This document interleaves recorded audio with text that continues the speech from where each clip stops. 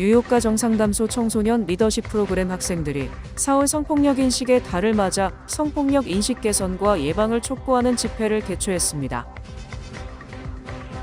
연방국토안보부의 일시적 셧다운 여파로 공항에 파견됐던 이민세관 단속국 요원들이 약 보름 만에 철수하기 시작했습니다. 올 가을부터 뉴욕시의 2K 프로그램이 대부분 종일반 및 연중 운영체제로 전환됩니다. 미국 내 18세에서 25세 사이의 모든 남성들을 징집 영부에 자동으로 등록하는 시스템이 올 연말까지 전면 도입됩니다. 모두가 누릴 수 있는 권리, 바로 아름다움입니다. 키스는 누구나 더 쉽고 당당하게 자신의 아름다움을 즐길 수 있는 세상을 꿈꿉니다. 키스는 우리 모두의 미래가 더 아름답게 빛날 수 있도록 최선을 다할 것입니다. 당신의 아름다움의 모든 순간, 키스가 함께합니다.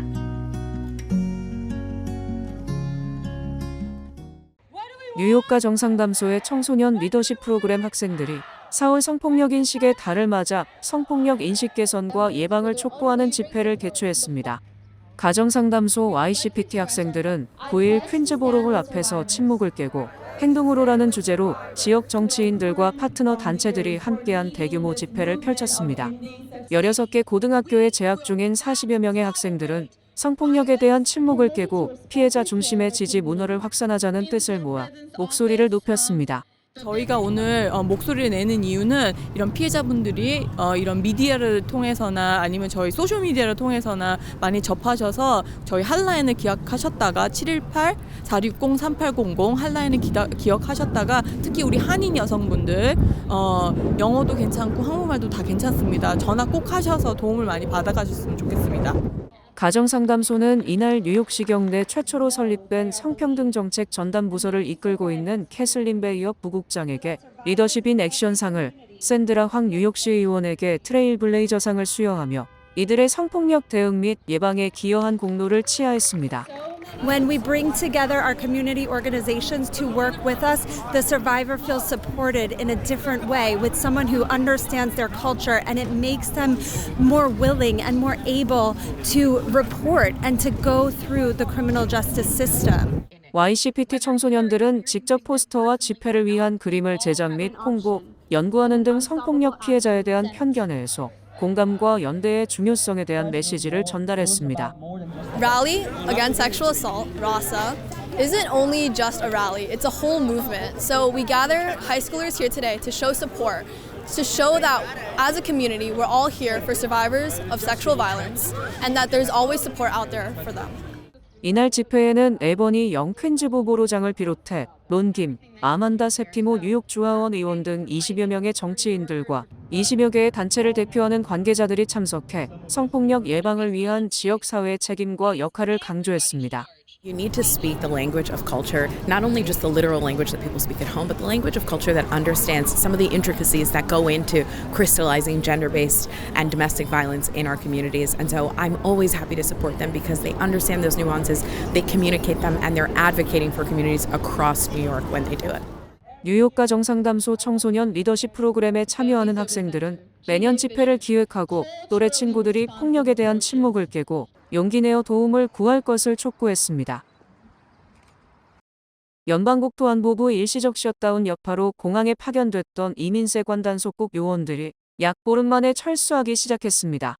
CNN 방송은 9일 아이스 요원들이 일부 공항에서 탑승객 관리 지원 업무를 종료했다고 보도했습니다.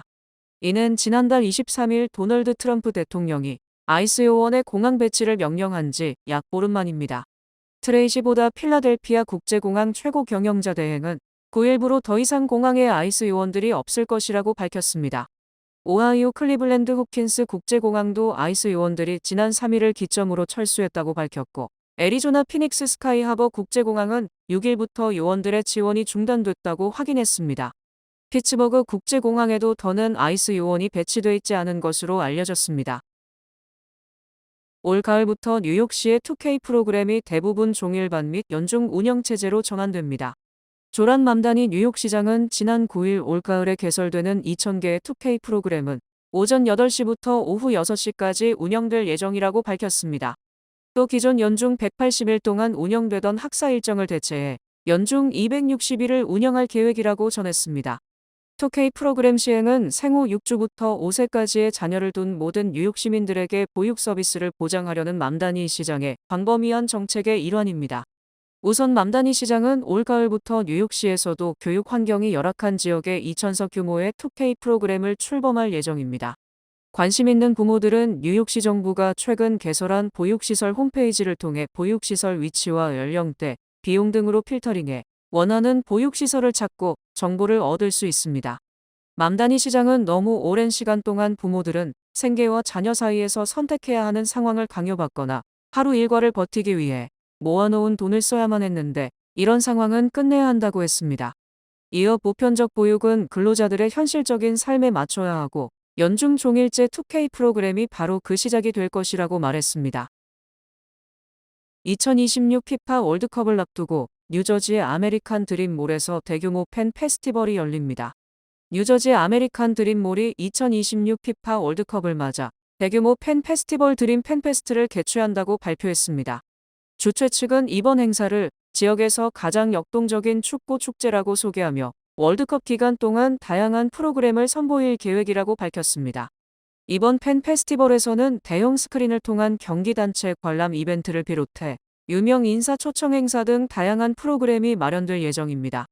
행사는 오는 6월 11일 개막해 7월 19일 결승전까지 이어지는 월드컵 일정 전반에 걸쳐 진행될 것으로 보입니다. 다만 현재까지는 구체적인 프로그램 세부 내용은 공개되지 않았으며 주최 측은 향후 몇 주 안에 추가 정보를 발표할 예정입니다. 미국 내 18세에서 25세 사이의 모든 남성들을 징집영부에 자동으로 등록하는 시스템이 올 연말까지 전면 도입됩니다. 지난 9일 USA 투데이 등에 따르면 연방징병등록국은 자동 징병등록제 시행을 위한 관련 규칙 개정안을 지난달 30일자로 백악관 산하정보규제국에 공식 제출했습니다. 이번 조치는 지난해 12월 도널드 트럼프 대통령이 서명한 2026 회계연도 국방수권법에 따른 것입니다. 법안에 따르면 자동 등록 시스템은 법안 발효 1년 뒤인 2026년 12월까지 구축을 완료해야 합니다. 이에 따라 SSS는 연방정부가 보유한 각종 데이터 소스를 통합하여 개인이 별도로 신고하지 않아도 대상자를 징집명부에 자동으로 등재하는 시스템을 구축하고 있다는 게 USA 투데이의 설명입니다. 새로운 자동 시스템이 도입되면 이러한 등록 책임이 남성 개인에서 SSS 당국으로 이관됩니다.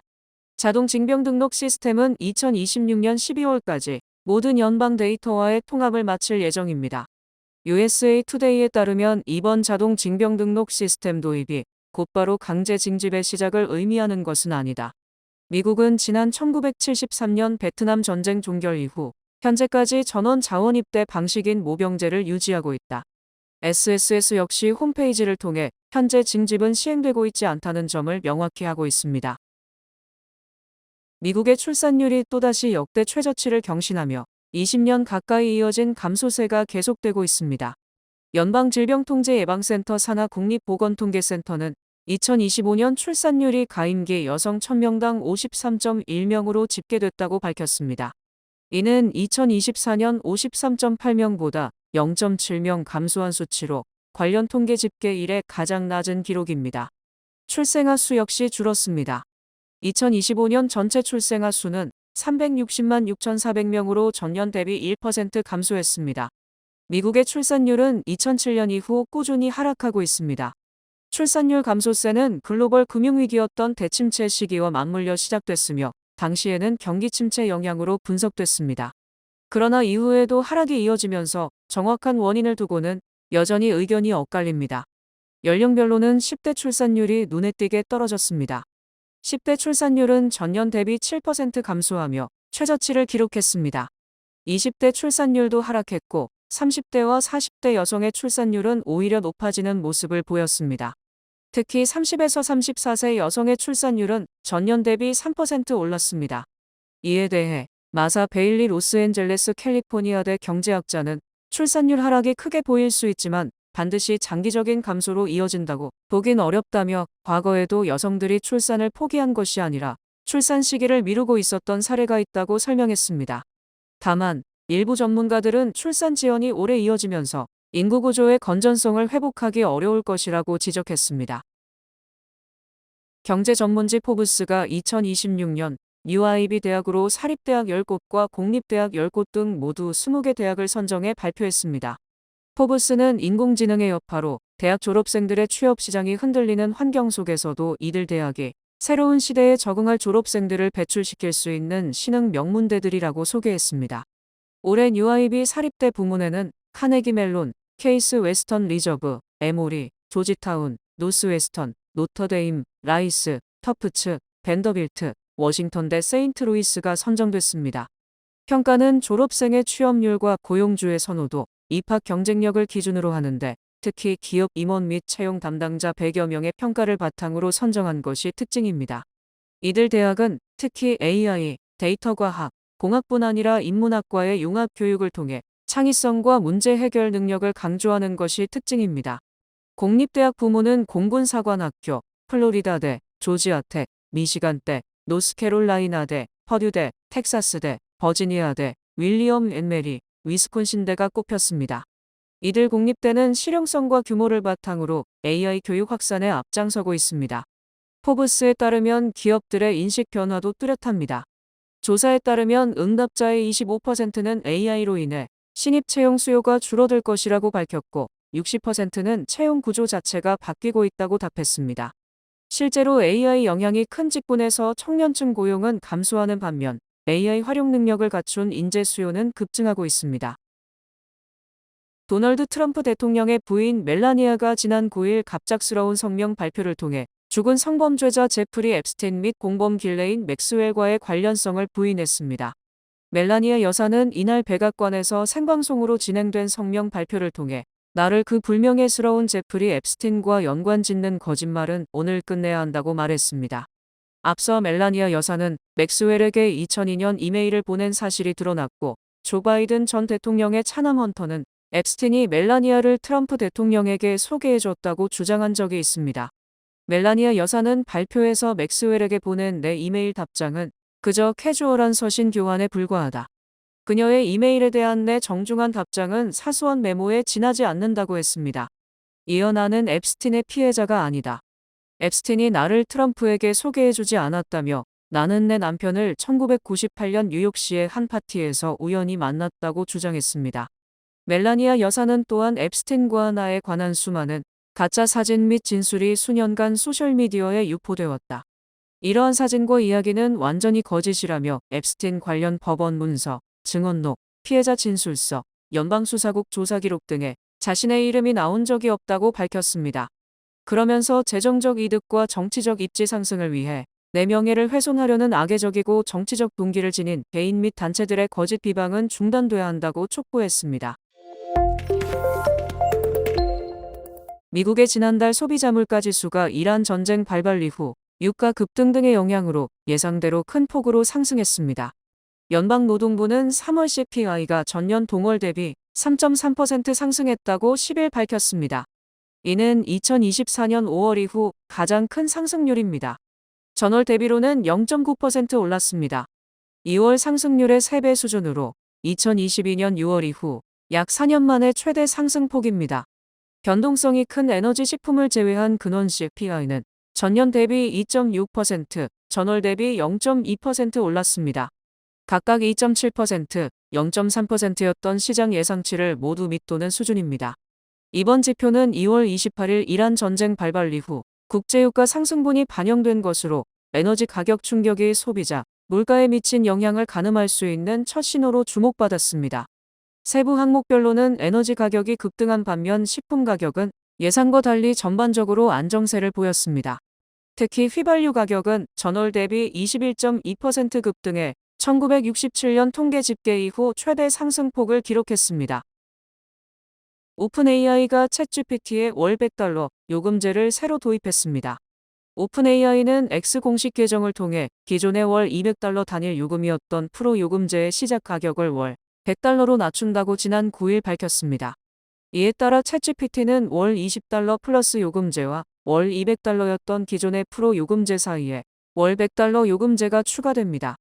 오픈AI는 새로 도입되는 월 $100 프로 요금제는 플러스 요금제와 견적, 코딩 도구인 코덱스 사용량을 5배 더 제공한다고 설명했습니다. 오픈AI는 이외에도 챗GPT의 광고가 표시되는 저가형, 고요금제와 무료 요금제의 광고를 도입해 새로운 매출원으로 삼고 있습니다. 오픈AI는 이들 요금제를 통한 광고 매출이 2030년에는 1천억 달러에 이를 것으로 내다보고 있습니다. 오픈AI는 투자자들에게 올해 광고 매출이 25억 달러를 기록한 이후 가파르게 상승해 내년에는 110억 달러로 늘어나고 2028년과 2029년에는 각각 250억 달러와 530억 달러로 증가하리라는 전망을 내놨습니다. 뱅크 오브 호프가 장학금을 드립니다. 올해 대학 가는 12학년 학생들을 위한 호프 장학금. 지금 바로 지원하세요. 이 프로그램은 대형은행의 든든함과 로컬뱅크의 세심함으로 함께하는 뱅크 오브 호프 제공입니다. 주요 단신 전해드립니다. 뉴욕 한인회는 뉴욕 한인사회 데이터 구축을 위해 재외동포청으로부터 1만 달러를 지원받았습니다. 전미자동차협회에 따르면 10일 전국 평균 레귤러 등급 개솔린 가격은 갤런당 4달러 15센트로 어제보다 0.2센트 내려갔습니다. 9일 국책담보대출업체 프레디맥에 따르면 이날 기준 미국의 30년 만기 고정주택담보대출 평균 금리는 6.37%로 집계돼 5주 연속 상승했던 주택담보대출 금리가 소폭 하락한 것으로 나타났습니다. 뉴욕주의회와 호컬 주지사는 현재 부자증세와 6단계 연금 개혁, 자동차 보험법 개혁, 2019년 기후변화법 완화 등 주요 쟁점을 놓고 합의의 난항을 겪고 있어 새 예산안 처리 마감 시일을 14일까지 또다시 일주일 연기했습니다. 연방질병통제예방센터 국립보건통계센터가 발표한 2023년 미국 생명표에 따르면 지난 2023년 기준 아시아계 기대 수명은 85.2세로 전체 비히스패닉 인구 중 가장 높은 수치를 기록했습니다. 한국관세청이 최근 발표한 2026년 1분기 마약 밀수 단속 현황에 따르면 미주 한인들이 한국 방문 시 마리화나와 마약 성분이 든 의약품 등 마약류를 소지해 입국하다 적발되는 사례가 가장 많은 것으로 나타났습니다. 연방노동부의 발표에 따르면 지난주 신규 실업수당 청구 건수는 21만 9천 건으로 전주보다 1만 6천 건 늘었다고 밝혔습니다. 크리스탈리나 게오르기에바 국제통화기금 총재는 전쟁의 영향을 감안해 세계 경제 성장률 전망치를 낮출 것이라고 밝혔습니다. 날씨 전해드립니다. 토요일인 내일은 대체로 맑고 약한 바람이 불겠습니다. 낮 최고 기온은 66도, 최저 기온은 45도입니다. 해 뜨는 시간은 6시 24분, 해 지는 시간은 7시 31분입니다. 이상으로 주간 날씨와 세계 날씨 전해드립니다.